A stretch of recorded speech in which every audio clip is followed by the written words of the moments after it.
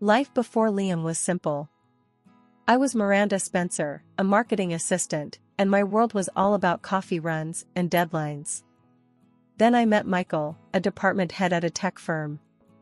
He was all charisma and confidence, the kind of guy who owned every room he walked into. We hit it off, got married, and before we knew it, Liam was on his way. But childbirth wasn't kind to me. It left me a shell of my former self, struggling to heal while caring for a newborn. Michael's support, once my rock, started to crack under the pressure. I was in the living room, trying to soothe Liam, when Michael walked in, his face drawn with fatigue. "Another rough night, huh?" I tried to keep my voice light. He barely glanced at Liam before dropping his briefcase. "Yeah, thanks to him. I barely slept a wink." I bit my lip, feeling a sting at his words. "He's just a baby, Michael. He's not doing it on purpose." Michael sighed, rubbing his temples. I know. It's just, everything's a mess. The house, our schedules. I'm tired, Miranda." I wanted to say I was tired too, more than he could imagine, but the words wouldn't come.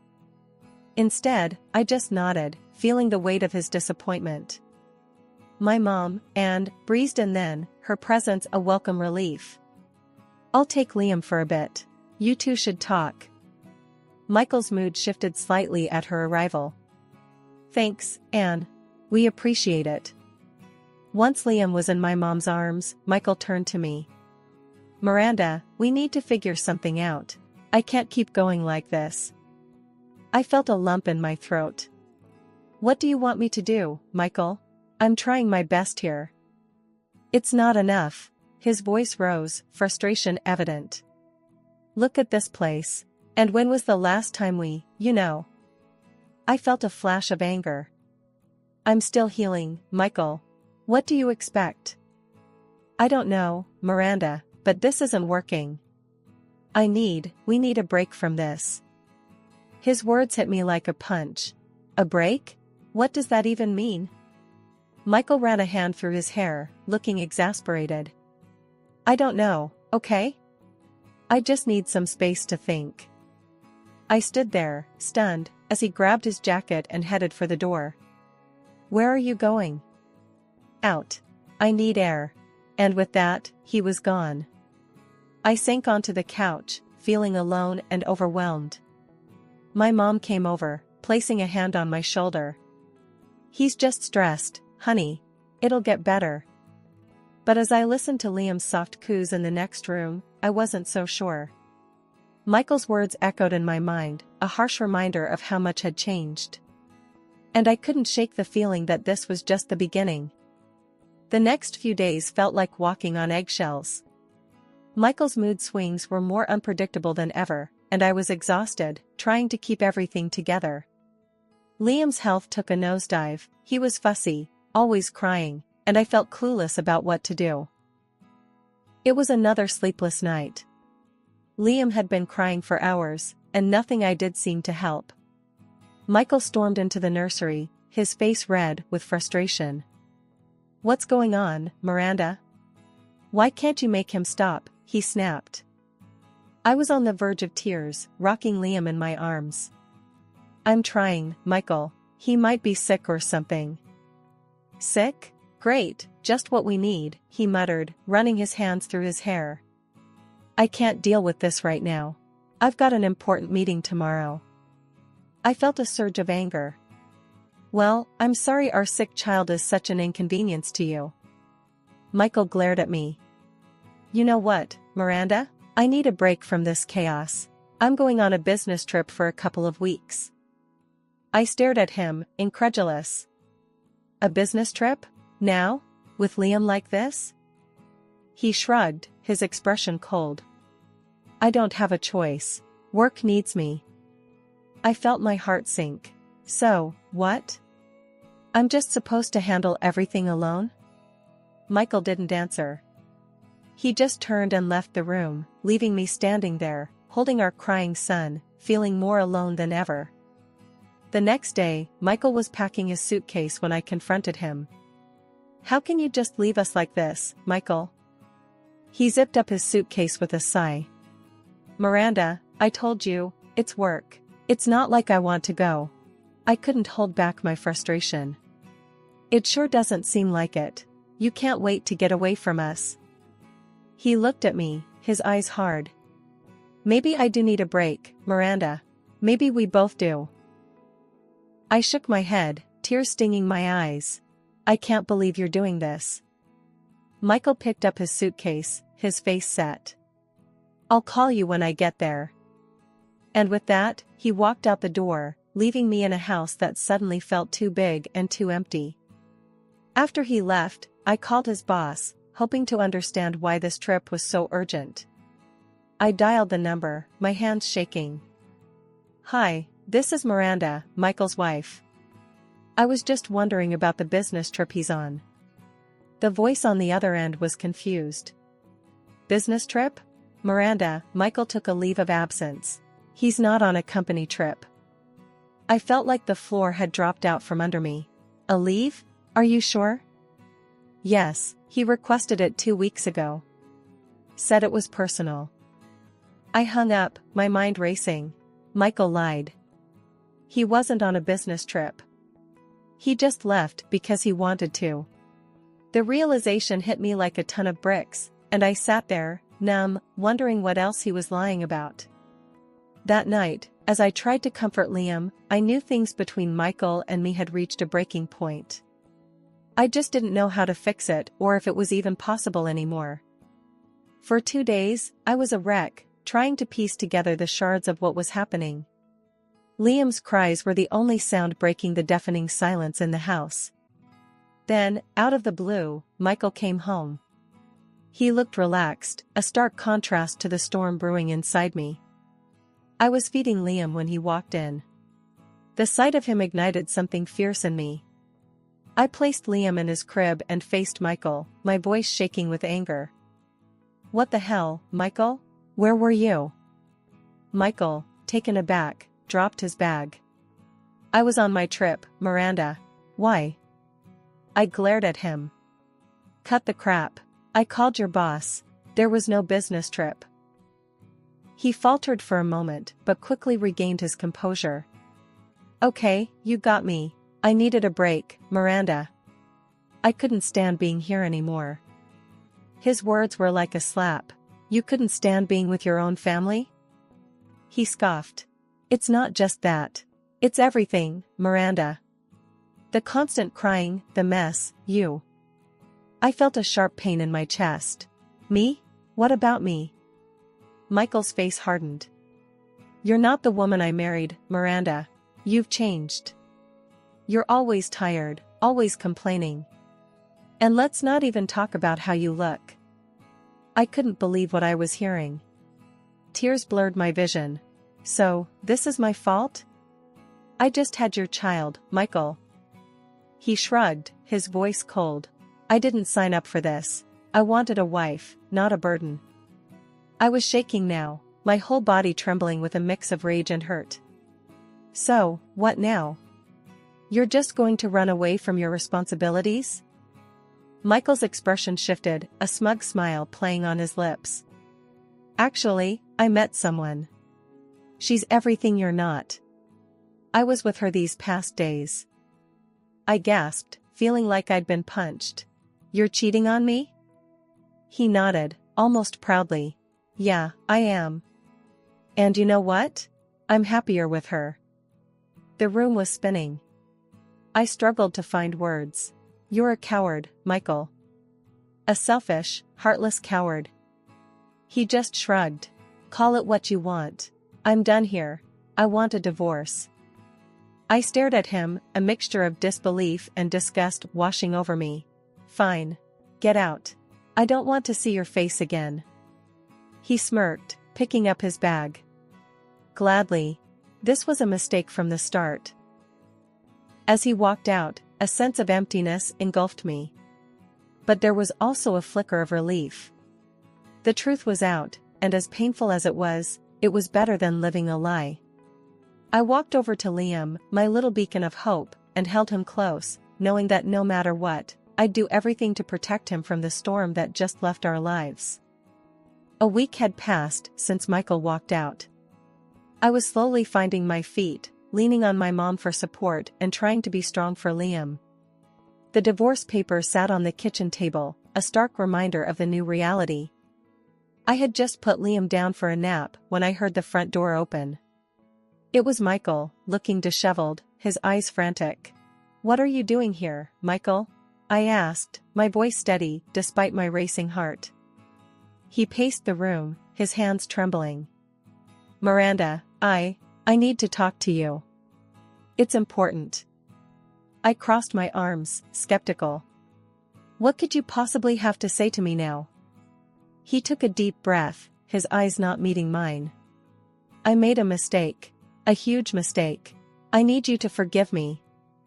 I laughed, bitter and incredulous. "Forgive you? For what? For abandoning your family or for rubbing your affair in my face?" Michael winced, but he continued. "I know I messed up, but I need your help, Miranda." I raised an eyebrow. "My help? Why would I help you?" He started to pace again, his voice desperate. "It's my grandmother, Miranda. She's making her will, and I might lose everything if she finds out about us." I shook my head, disgusted. "So, you want me to lie for you? After everything?" He stopped, looking at me directly for the first time. "Yes, I'm asking you to pretend we're still together. Just for a little while." I scoffed. "Why on earth would I do that, Michael?" He swallowed hard. "I'll pay you $30,000. I stared at him, stunned. "You're bribing me? To play happy families so you can get your inheritance?" He nodded, his eyes pleading. "Please, Miranda. I'm begging you." I thought about Liam, about the life I wanted to give him. "And what about Liam? What does he get out of this charade?" Michael hesitated. I haven't thought that far." I took a deep breath, weighing my options. "Fine. I'll do it. But on one condition." Michael's eyes lit up. "Anything, Miranda? What is it?" I leaned in, my voice firm. "This isn't for you. It's for Liam. That money goes into a trust for him. And you stay away from us after this is over." He nodded eagerly. "Deal. Thank you, Miranda. You won't regret this." I watched him leave, the signed divorce papers still on the table. I didn't know what the future held, but I knew one thing: I was doing this for Liam, not for the man who had shattered our lives. As I picked up the papers and folded them neatly, I felt a strange sense of empowerment. Michael thought he was using me, but in the end, I was the one in control. The day of the gathering at Michael's grandmother's house arrived. I felt like an actor about to perform in the most twisted play ever written. Michael picked me up, trying to make small talk, but I was having none of it. The grand old house loomed as we pulled up. Michael's hand found mine, a forced gesture of unity. I pulled away as soon as we were in view of the family. "Miranda, please, just for today," he hissed under his breath. I shot him a look that could freeze lava. "I'm here for Liam, not for you. Remember that." The family greeted us with smiles and hugs. Michael's mother, Diane, came over, her eyes brimming with concern. "Miranda, dear, we've missed you. How's little Liam?" I forced a smile. "He's good, Diane, thank you. Growing fast." Michael's father, Richard, clapped him on the back. "Son, good to see you. Work keeping you busy?" Michael nodded, the picture of the devoted family man. "Always, Dad, but I make time for what's important." The hypocrisy of his words made my stomach turn. We were ushered into the living room where Michael's grandmother, Mrs. Eleanor Hargrave, sat regally in her armchair. Her sharp eyes missed nothing.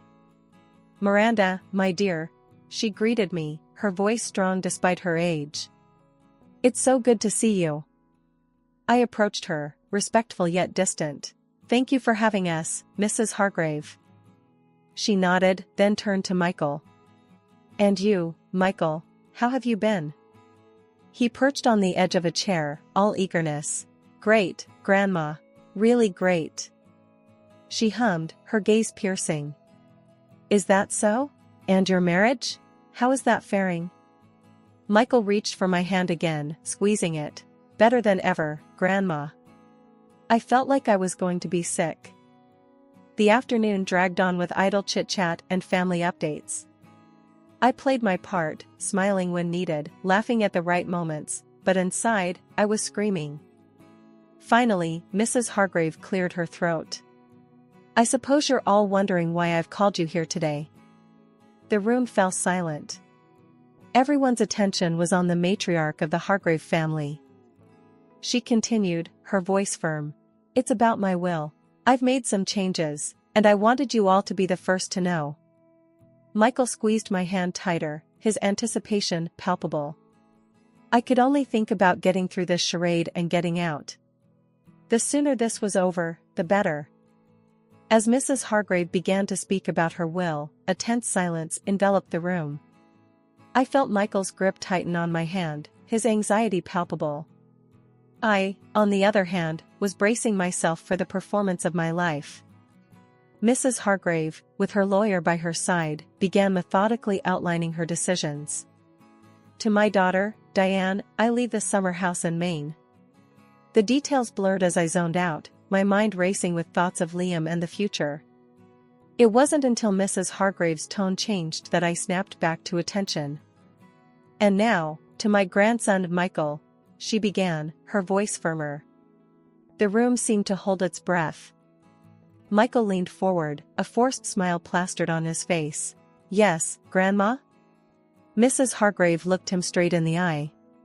Michael, I've always hoped you'd grow into a man of integrity, like your father. But it seems I was mistaken. Michael's smile faltered. Grandma, what do you mean? She continued, unflinching. I mean that a man who betrays his family, who lies and cheats, does not deserve my legacy.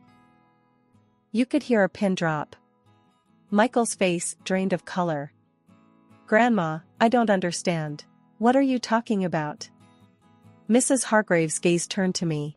Miranda, my dear, would you like to explain? I felt every eye in the room on me. Taking a deep breath, I stood up, releasing Michael's hand. Michael has been unfaithful. He left me and Liam to be with another woman. Gasps filled the room. Michael's parents turned to him, shock written all over their faces. Michael, is this true? Diane's voice was barely a whisper. Michael stumbled over his words. Mom, it's not like that. Miranda, why are you saying this? I looked at him, my voice steady. Because it's the truth. You wanted me here to pretend everything was fine.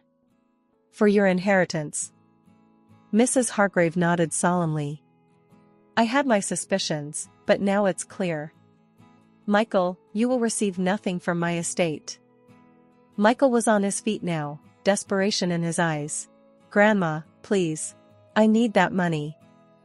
Mrs. Hargrave shook her head. Money that I fear would only fuel your selfish desires. No, Michael. You've made your bed. Now you must lie in it.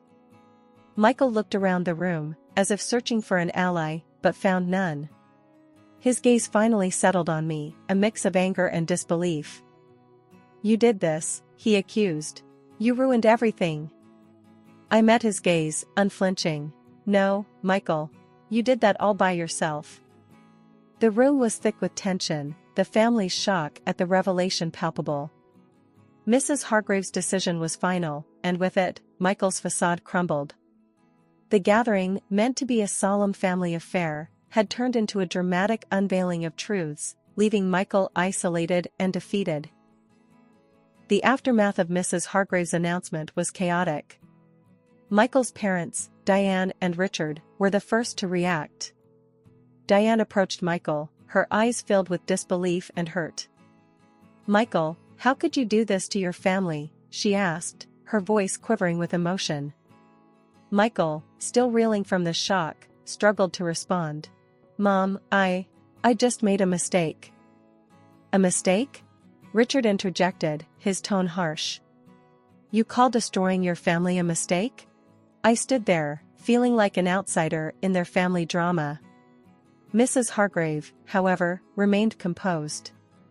This is why I made my decision.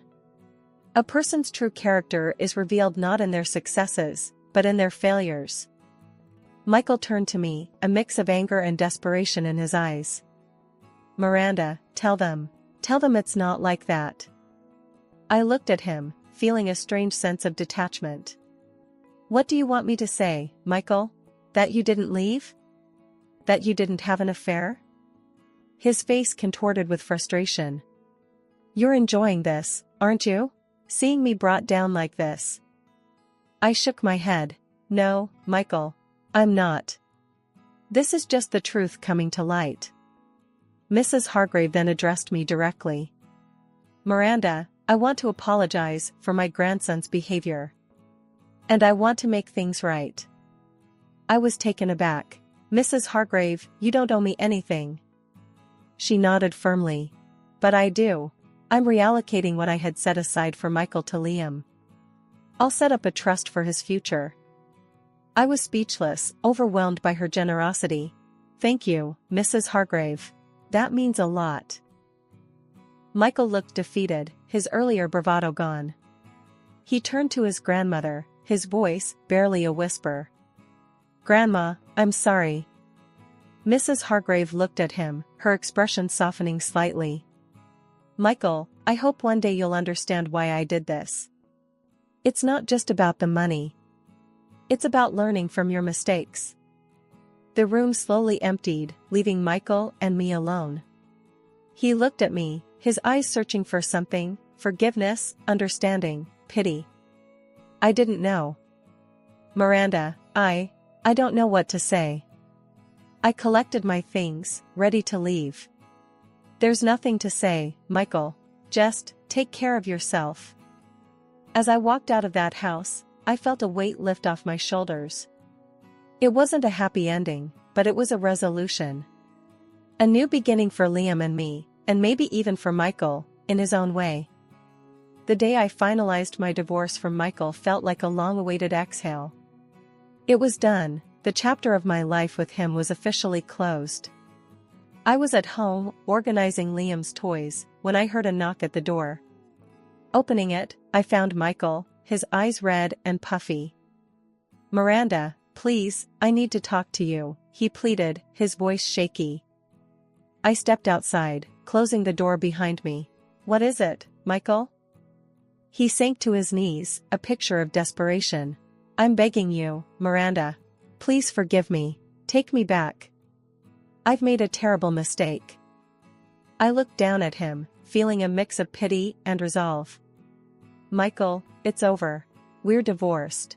You made your choice, and I've made mine. It's time for both of us to move on. He grabbed at my hand, his tears flowing freely. But I have nothing left. She left me, said I was a lost cause. You and Liam are all I have. I gently pulled my hand away. Michael, you can't just walk back into our lives because she left you. What about when you left us? He had no answer, just sat there on his knees, looking lost. I hope you find what you're looking for, Michael, but it won't be with me, I said firmly, my heart aching for the man he once was and for the family we could have been. Returning inside, I looked at Liam, playing contentedly. He was my world now, and I was determined to give him the best life possible, filled with love and stability. That night, after putting Liam to bed, I sat on the couch, a sense of peace settling over me. The road ahead wouldn't be easy, but it was ours to travel, and I was ready for whatever came next. Michael's chapter in our lives was over, but ours was just beginning, full of hope and new possibilities.